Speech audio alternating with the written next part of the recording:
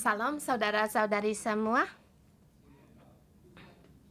Hari ini kita sampai di kitab Lukas pasal yang ketiga yang disampaikan oleh Pastor Josan.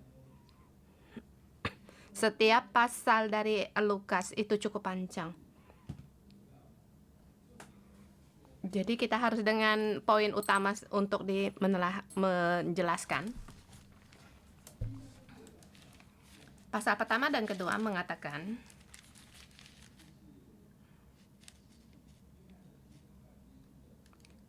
kelahiran Yohanes Pembaptis dan kelahiran Yesus.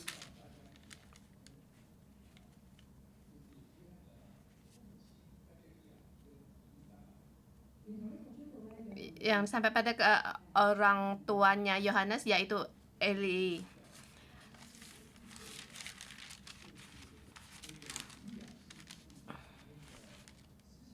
Imam Zakaria dan ibunya Yohanes.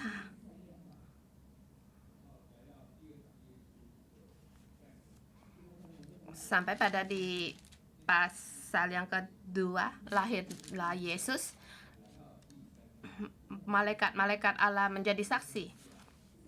Pasal yang ketiga muncullah Yohanes Pembaptis dengan tema pasal ketiga, semua yang bernafas harus melihat keselamatan dari Allah. Ayat ke-6, semua akan melihat keselamatan yang datang dari Allah.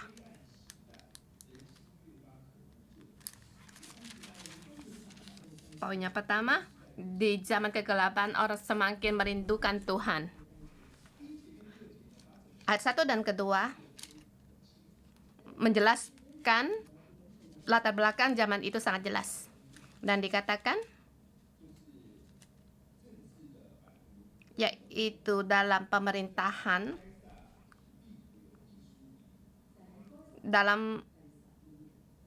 dari Kaisar Tiberius, di situ ada ke-15 tahun. Di ayat ketiga dinyatakan dengan latar belakang sejarahnya sangat jelas. Di saat itu yang paling berkuasa yaitu Raja Roma atau Kaisar. Dan juga di dalam kekaisaran itu ada Pontius Pilatus menjadi wilayah di Yudea. Dia berkuasa atas negeri ini. Dan juga ada 3 raja. Jadi latar belakang sejarah sangat jelas. Yang ingin dia beritahukan yaitu zaman dalam kegelapan. Begitu seberapa besar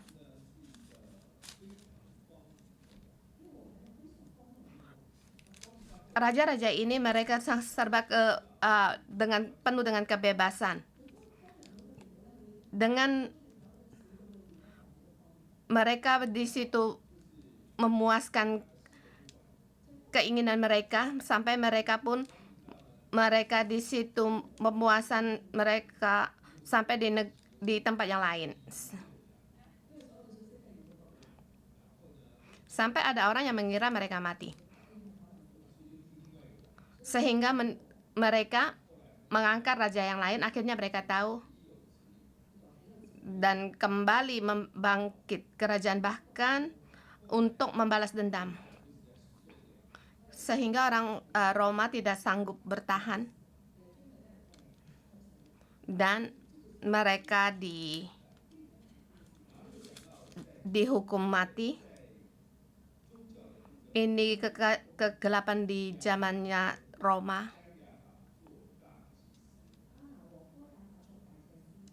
Di sini 15 tahun mengapa ada 2 imam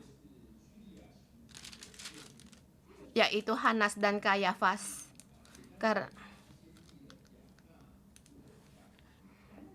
Sederhana, mereka mengangkat Hanas menjadi imam besar, kemudian tidak suka, kemudian menghentikan jabatan dia, kemudian mengangkat anaknya atau menantunya untuk menjadi imam besar. Kayafas adalah menantu dari Hanas. Anaknya mendorong ayahnya.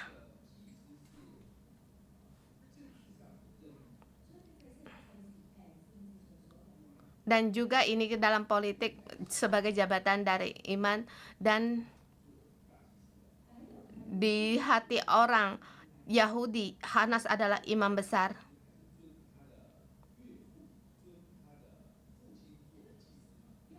Sampai akhirnya imam juga memanggil mertuanya sebagai imam besar. Maka di sini dikatakan keduanya adalah imam besar. Sesungguhnya dalam kacau.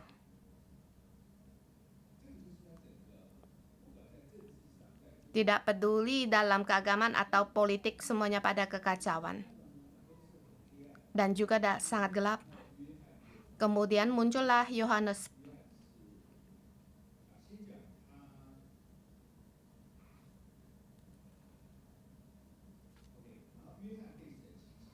Yohanes diangkat oleh Allah. Di padang gurun firman Allah datang padanya. Dia adalah orang yang dinubuatkan oleh Nabi Yesaya. Di padang gurun ada suara yang berseru-seru di padang gurun, mempersiapkan jalan untuk Tuhan, luruskanlah jalan baginya. Di sini saya lebih perbesarkan perkaranya.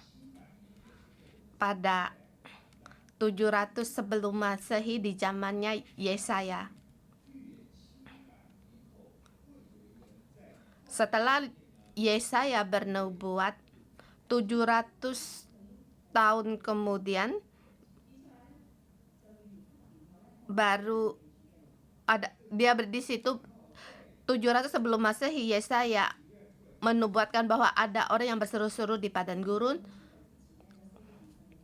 Dan sebelum Yohanes lahir 400 tahun sebelumnya, Allah tidak berbicara.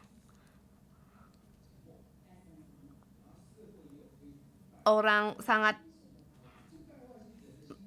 di masyarakat masa itu sangatlah rusak. Masyarakat sangat rusak.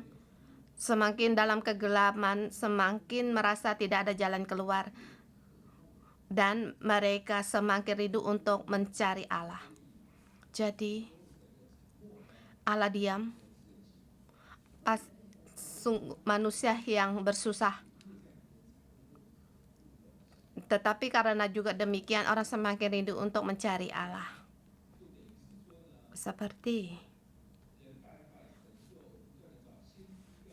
manusia akhlaknya rusak, Allah terus mencari nabi untuk menasehati orang untuk bertaubat, tetapi manusia tidak mau mendengar, bahkan membunuh nabi.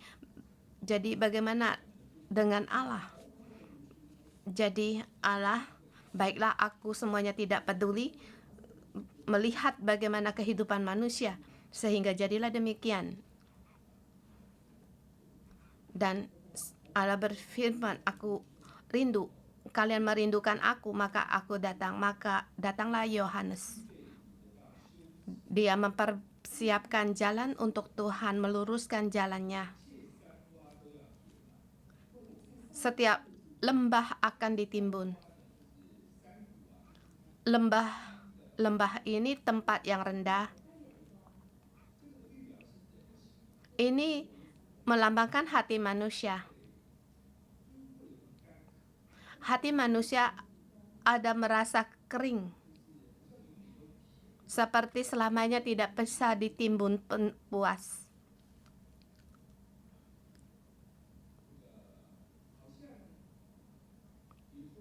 Seperti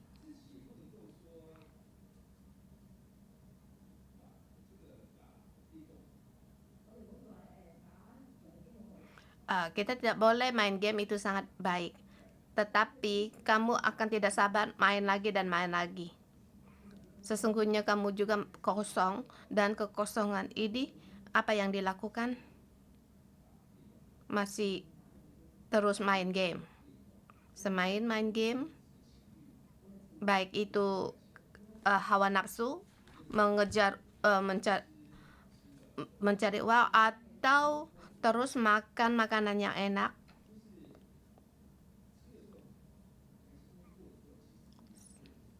Semuanya itu memang gembira, tetapi sesudah itu seperti merasa tidak puas. Dulu ada buffet itu sangatlah kaget, jadi makan sangat kenyang-kenyang sekali. Tetapi setelah lewat beberapa tahun makan buffet, harus ada pengendalian. Ini harus dengan usaha bertahun-tahun. Jadi di satu tempat makan buffet saya sangat heran. Dulu di Taiwan, dulu di buffet itu ada sekitar ratusan macam makanan. Bagi tempat member kita sekarang itu lebih besar lagi tempatnya. Jadi kamu harus makan berapa kali baru habis dimakan. Tetapi lauk-lauk ini taruh di mana? Jadi sampai di jalan-jalan, di pinggir-pinggir jalan, saya melihat semuanya makanan buffet. Saya melihat tidak tahu apa yang harus saya lakukan. Secara sederhana saya katakan setelah makan dan juga berlalu.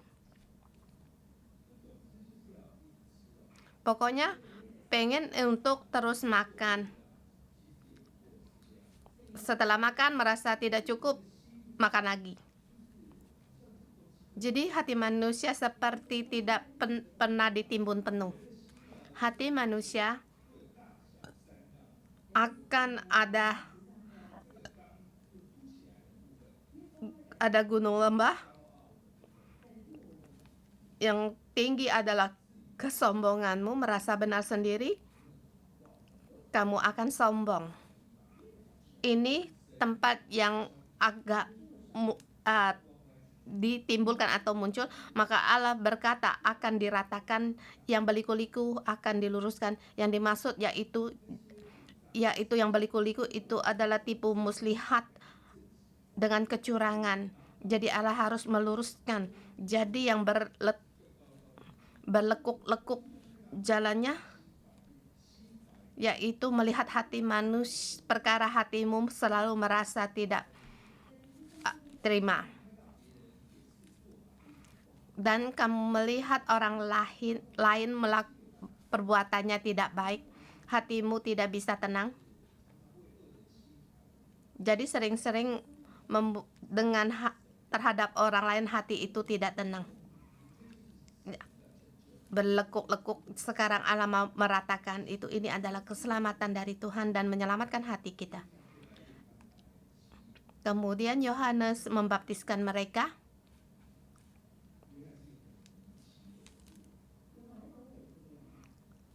Yohanes orang yang aneh. Dia di padang gurun. Dia terlebih dahulu berseru-seru. Dia tidak di kota besar atau di media atau di televisi untuk berseru-seru, membuat banyak iklan, tetapi dia di padang gurun. Kalau kamu ingin mendengar, kamu harus pergi ke padang gurun.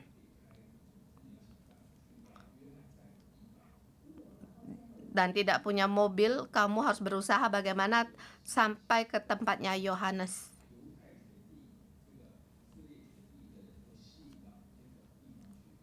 Jadi satu urapan sehingga seluruh daerah Yudea dan orang Yahudi datang di tempat itu. Apa yang menjadi yang menarik bagi manusia? Yohanes Pembaptis tidak membuat mujizat. Dia tidak dengan mujizat untuk menarik hati orang. Bahkan dirasakan oleh manusia tidak ada jalan keluar, sebab jalan dunia di zaman itu sangat gelap. Jadi menarik orang untuk ada kemungkinan di sana ada Allah dan mencari Dia. Tetapi sampai di situ malah dimarah oleh Yohanes. Sangat aneh. Maka yang dilahirkan oleh perempuan tidak ada orang yang lebih besar dari dia. Maka tidak heran kalau dia mempersiapkan jalan untuk Yesus. Kamu sungguh-sungguh pengen mencari dia di padang gurun, marah dimarahi. Saya merasa dia tidak harus marah semua orang. Maka dia di ayat ke-7 dikatakan,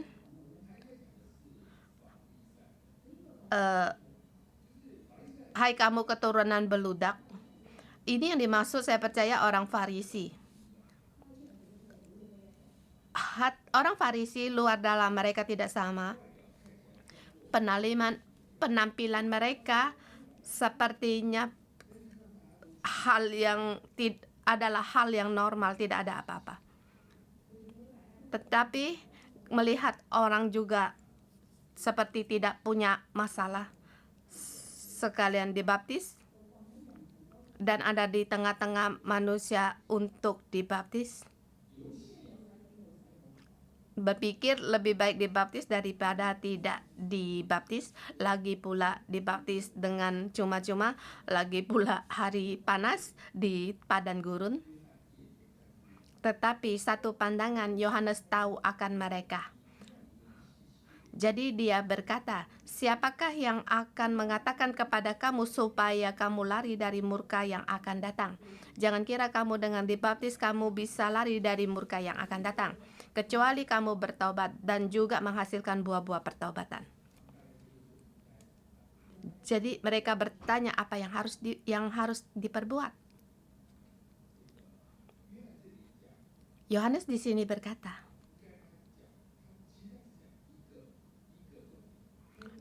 dalam satu poin, dari dua segi menyatakan apa yang dimaksud buah-buah pertobatan, yaitu tahu untuk memberi, untuk berbagi. Demikian. Tetapi di sini diletakkan dalam dua situasi. Pertama, siapa mempunyai 2 helai baju, hendaklah ia membaginya dengan yang tidak punya, dan barang siapa mempunyai makanan, hendaklah ia berbuat juga demikian. Orang yang mempunyai pakaian mungkin ada kemungkinan bajunya juga tidak banyak. Jadi demikian juga kalau kamu mempunyai makanan, kamu harus berbagi. Bagi orang miskin juga harus bisa berbagi. Bagi orang kaya, yaitu pemungut cukai yang mempunyai uang, kekayaan, pemungut cukai, mereka lebih baik dimarah, mereka tetap menjadi pemungut cukai sebab mereka mempunyai penghasilan. Demi uang mereka menjadi pemungut cukai. Jadi di sini jangan menagih lebih banyak daripada yang telah ditentukan, yaitu keserakahanmu harus harus dihadapi. Kamu jangan serakah, jangan mengingini yang lebih banyak. Dan juga orang yang berkuasa, mereka mempunyai hak, mereka bisa menindas orang lain dan memukul orang. Orang yang berkuasa jangan sembarangan memakaikan kuasanya. Seperti sederhana kita katakan, kamu tidak cukup, tetapi melihat orang yang lebih tidak cukup, kamu harus bisa berbagi. Kamu punya uang, kamu punya kuasa, kamu harus bisa mengendalikan diri. Itu adalah buah pertobatan. Jadi apa yang dimaksudkan menghasilkan buah-buah, yaitu jangan serakah, harus ada pengendalian diri, dan juga harus bisa berbagi, dan harus ada belas kasihan. Ini hati pertobatan. Kita mohon Tuhan untuk menolong kita. Jadi pada saat orang merindukan Allah, Allah mengutus Yohanes untuk mempersiapkan. Yang ia persiapkan yaitu hati yang memberi.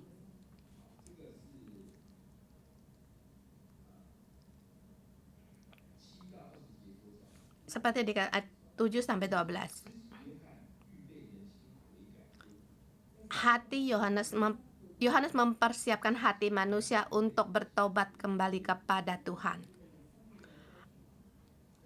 Yohanes Pembaptis mempersiapkan hati manusia untuk bertobat kembali kepada Tuhan.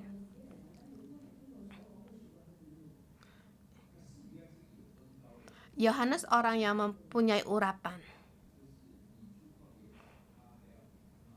Kamu di padang gurun mencari dia, malah dimarah sama dia. Dia sangat lihai. Tapi dia tahu akan posisinya. Dia berkata, aku bukan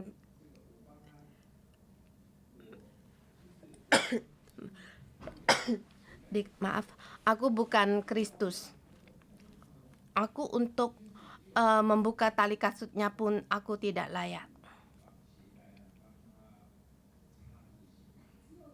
Hanya hamba yang bisa menolong tuannya untuk menggosok sepatunya atau memakai sepatunya. Yohanes berkata terhadap Tuhan Yesus, aku melakukan semua ini, aku pun tidak layak. Dia tahu akan identitasnya.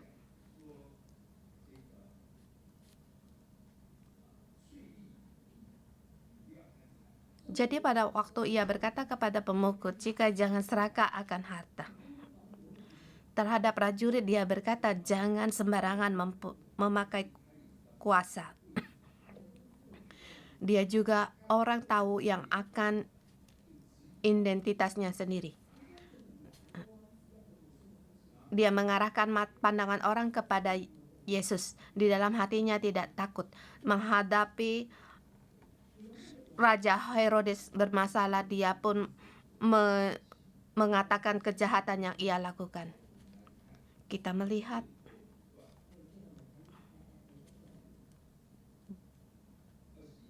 paragraf berikutnya 21 sampai yang akhir. Yesus Kristus yang disediakan oleh Allah Bapa untuk menyelamatkan. Keselamatan Yesus Kristus disiapkan Allah untuk keselamatan. Seluruh orang juga dibaptis, Yesus juga dibaptis. Sedang berdoa, terbukalah langit.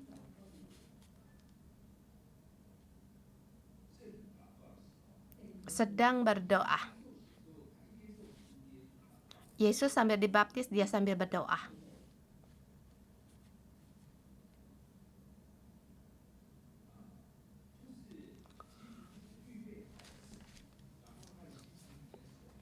Yaitu ia mempersiapkan dirinya sendiri dan hatinya terkait dengan Allah bersama.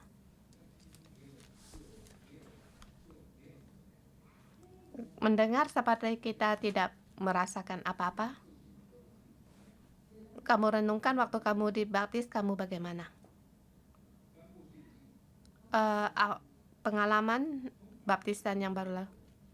Saya sering-sering berlaku demikian. Pada saat saya menolong orang untuk membaptis, berdiri yang baik, lihat kamera, setelah kamera, lihat dalam nama Tuhan, membaptiskan dia, kemudian dia kemudian dia berangkat pergi. Kita membaptisnya dalam air.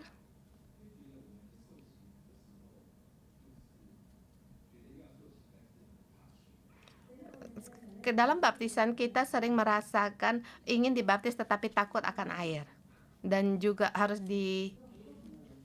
difoto sebab banyak orang teman yang melihat. Tapi Yesus tidak demikian. Dia saat itu dia dibaptis, dia sedang berdoa. Sedang berdoa, Bapa Surgawi berfirman, turunlah Roh Kudus.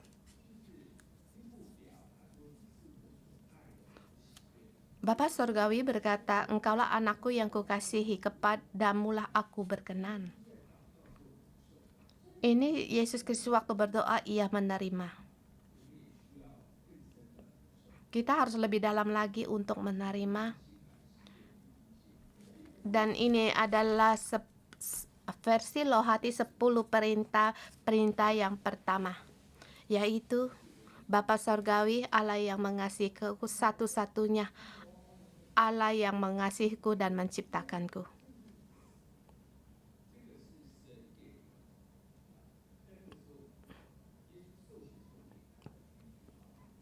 Ini kata-kata yang diberikan Allah kepada Yesus setelah ia dibaptis. Saya punya Bapa Sorgawi, aku dikasihi Bapa Sorgawi, aku berkenan baginya, aku dikasihi.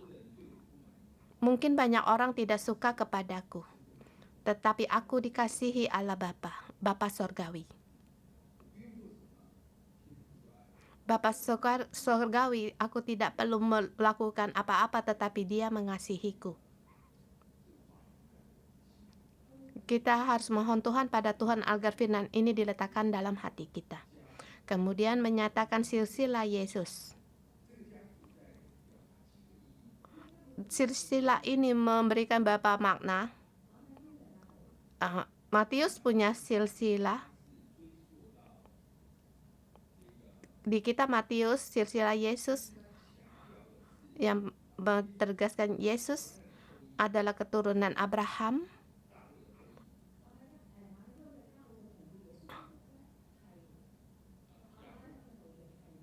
dan keturunan Daud. Kemudian keturunan dari raja, dari ayahnya Yusuf, terus menerus diteliti sampai pada Salomo Daud. Dan ini silsilah ini dari garis yang lain seperti yang ditulis dalam ayat 23. Ia adalah anak Yusuf, anak Eli. Bagi itu menurut anggapan orang. Menurut anggapan orang, ia anak Yusuf, anak Eli. Tetapi Yesus dia dilahirkan dari perawan Maria. Tapi menurut anggapan orang, ia adalah anak Yusuf.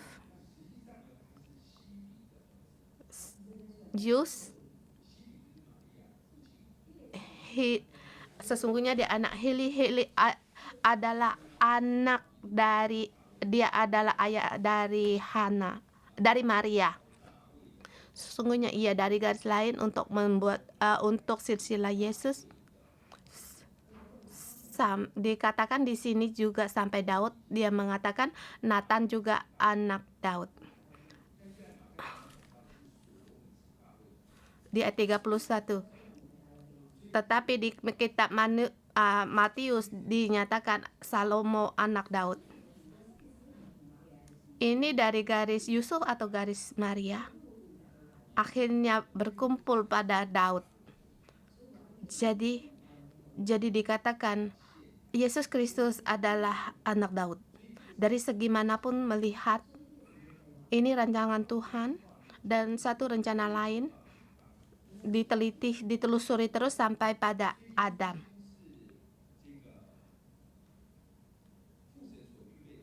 Yesus Kristus adalah Allah Bapa yang dipersiapkan untuk keselamatan. Sejak Allah menciptakan Adam, keselamatan ini sudah dipersiapkan. Waktu hari saya melihat dengan tema kebaktian juga sangat sepadan. Kita menerangkan kitab Kejadian 2 kali. Saya tidak tahu harus diterangkan berapa kali. Yang jelas setidaknya ada 8 kali. Ini hari pertama, kedua, ke-6. Jadi kitab Kejadian ayat pasal pertama akan paling sedikit diterangkan 8 kebaktian. Saya merasa seperti 10 perintah Tuhan, kita pun menerangkan banyak dalam waktu yang cukup panjang. Ayat pertama mengatakan Allah menciptakan untuk keselamatan. Seperti di sini dikatakan Allah menciptakan Adam terus-terus sampai pada Yesus Kristus, sampai pada ayat hari ini, dan semua orang akan melihat keselamatan yang dari Tuhan. Mohon Tuhan, mohon menolong kita.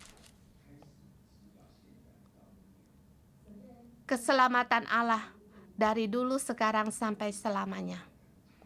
Dan juga kita diam dalam rencana keselamatannya. Dan keselamatan ini didirikan untuk kamu dan aku. Tapi aku harus ada hati pertobatan, saya harus tahu berbagi, saya harus ada pengendalian diri. Mohon Tuhan untuk menolong kita agar kita lebih banyak lagi mengalami Allah. Mari kita memuji Tuhan Allah kita.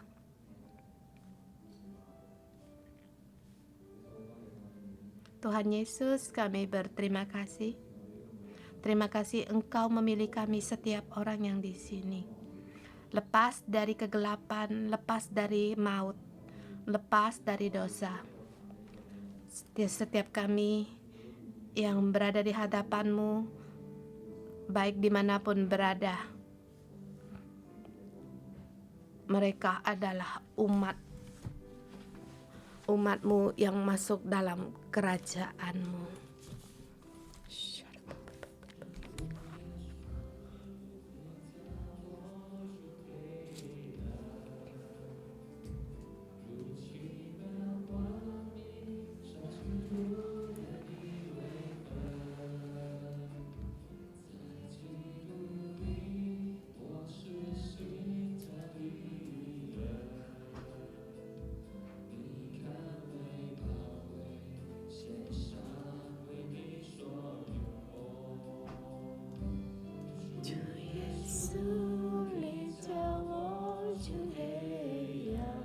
Tuhan Yesus, Engkau menuntun aku keluar dari kegelapan, masuk dalam terang yang ajaib. Di dalam Kristus aku adalah ciptaan baru. Engkau melihat aku berharga, persembahkan untuk Engkau pakai. Tuhan, jadikanlah aku bejana-Mu yang Engkau pilih, imam kerajaan.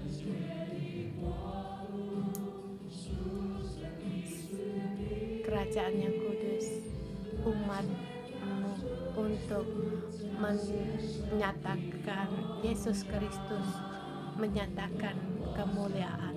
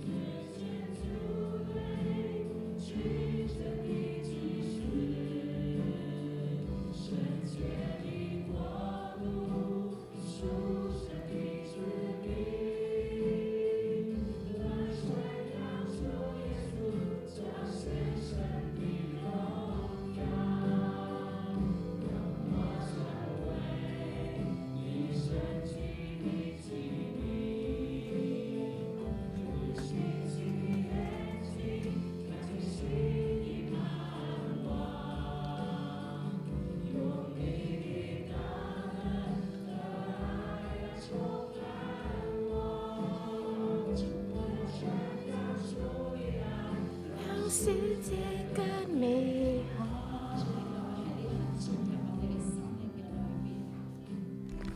Tuhan, firman-Mu ada di dalam hati kami. Di dalam firman-Mu Engkau memberikan tahu kepada kami di saat dunia semakin gelap, keadaan semakin susah. Tuhan, kami merindukan Engkau. Di padang gurun ada suara yang berseru-seru pada hati kami. Di dalam setiap lembah kehidupan kami. Saudara semua, mari kita berdoa. Di dalam hatimu, adakah sesuatu yang tidak ditimbun penuh?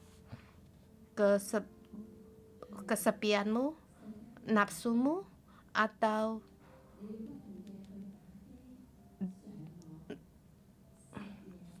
godaan dunia? Kamu main game, makan tanpa batas, yang menjadikan satu kebiasaan dalam hidup kita, yang membuat kelemahan di dalam hidup kita. Mohon Roh Kudus Engkau menerangi kami. Tuhan, Engkau masuk di dalam kami, buka mata rohani kami, agar kami melihat di dalam hidup kami saat ini.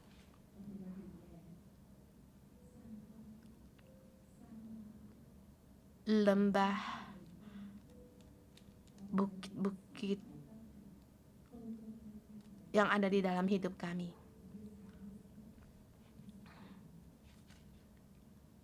Beritahu Tuhan.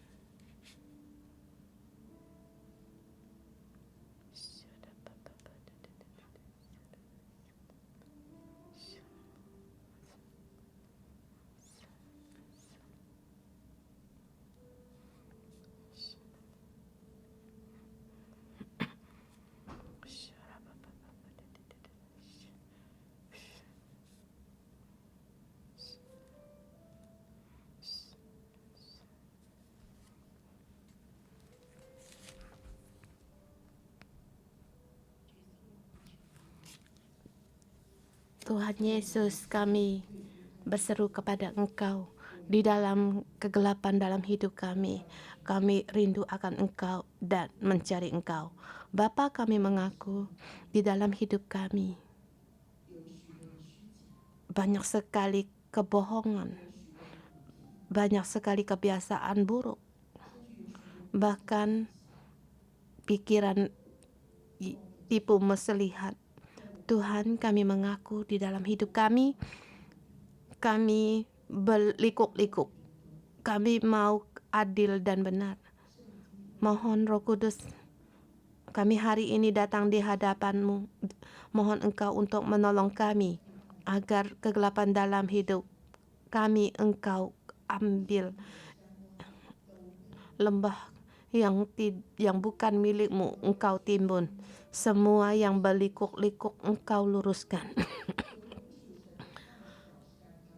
Baik gunung bukit yang bukan dari Allah, Engkau ratakan. Tuhan, kami perlu akan Engkau. Dengan mengandalkan diri kami sendiri, kami mengaku kami tidak sanggup. Tetapi pagi hari ini Tuhan, kami datang di hadapan-Mu, berseru kepadamu. Kami berseru kepada Engkau, mohon Engkau tolong kami. Yesus, mohon Engkau tolong kami di dalam hidup kami, semua kegelapan kami. Di dalam kegelapan kami tidak mencari Engkau. Kami tidak berdoa pada Engkau. Tuhan, mohon Engkau menolong kami, ampunilah kami.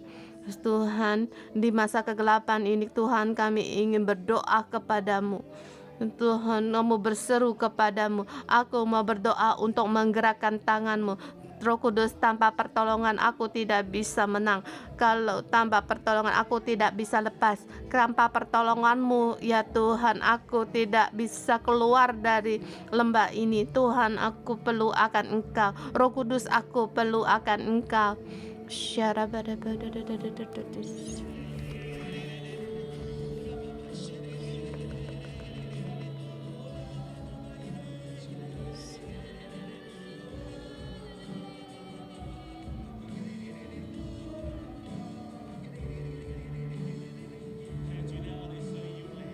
Tuhan, kami perlu akan Engkau. Tuhan, kami kembali ingin lurus pada Engkau. Hari ini Engkau berkata untuk pertobatan kami, agar kami bisa berbagi, kami bisa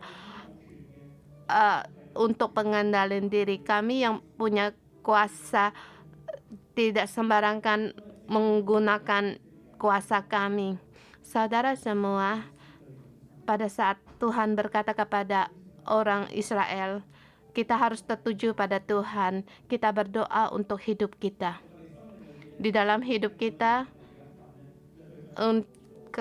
untuk berbelas kasihan kepada orang lain, kamu berdoa. Kalau kamu ada keserakahan, tidak puas, tidak cukup hatimu, ini kamu berdoa kepada Tuhan, atau kita serahkan akan milik orang lain. Kita berdoa dan juga kita tidak sembarangan menggunakan hak atau jabatan kita, kekuasaan kita. Kita setiap hari mempersiapkan hati kita kembali tertuju kepada Tuhan. Kita lurus kepada Tuhan.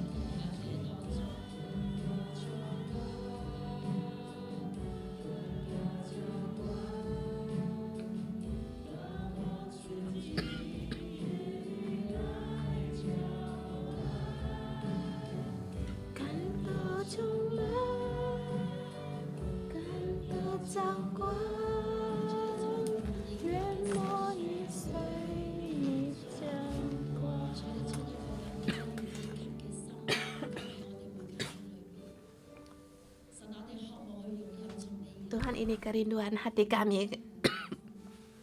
Kami rindu Kau punya hati untuk bisa berbagi, hati yang bisa punya pengendalian diri, dan juga hati yang bisa untuk berbelas kasihan dan memberi kasih sayang. Tahu akan identitas sendiri dan menggunakan kekuasaan yang diberikan Tuhan tidak sembarangan. Tuhan, berilah hati kami di dalam Engkau setiap hari. Engkau penuhi lebih dalam lagi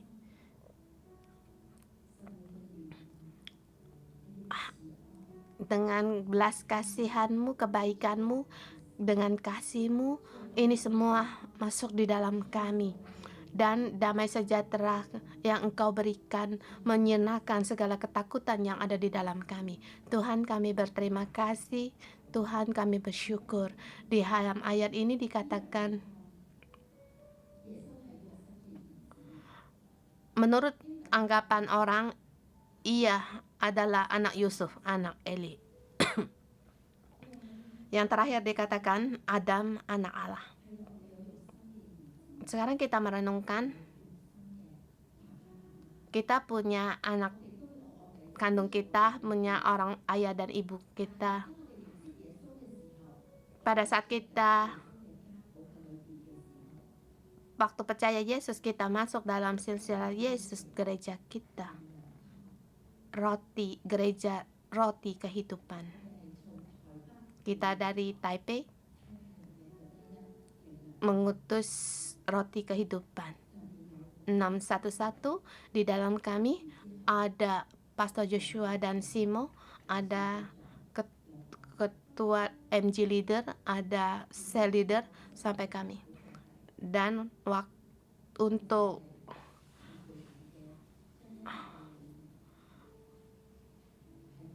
sila rohani saya,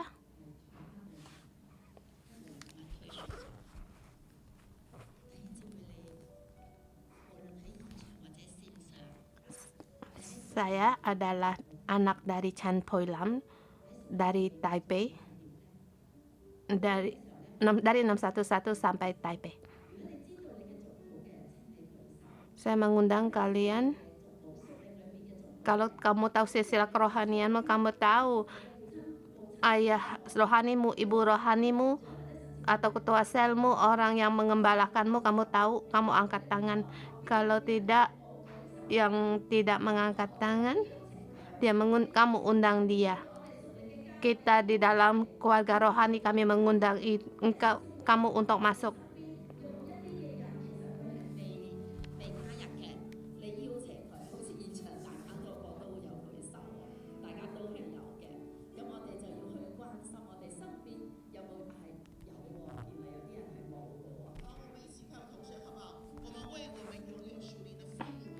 Kita bersyukur sebab Allah memberikan kita ayah dan ibu rohani untuk mengembalakan kita, mengajar kita. Dan di 611 ada saudara-saudari yang belum masuk ke sel group. Kita memberkati mereka agar semua orang masuk dalam sel group. Kita berdoa.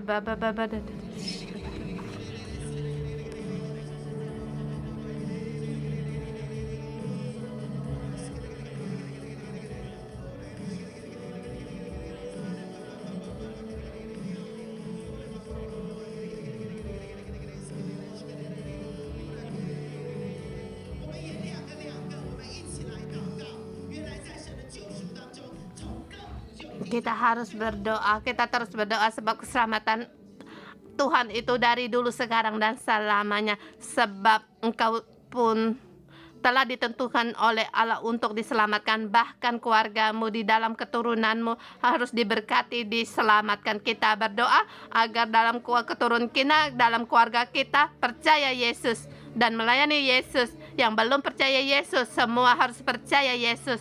Kita bersama berdoa.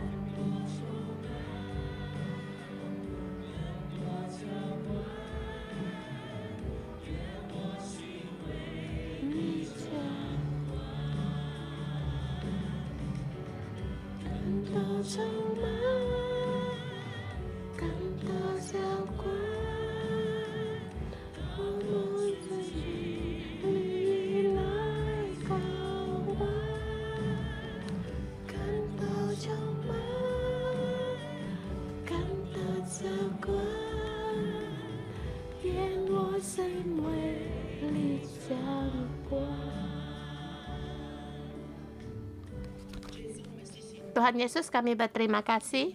Terima kasih di pagi hari ini Engkau memberikan firman-Mu kepada kami.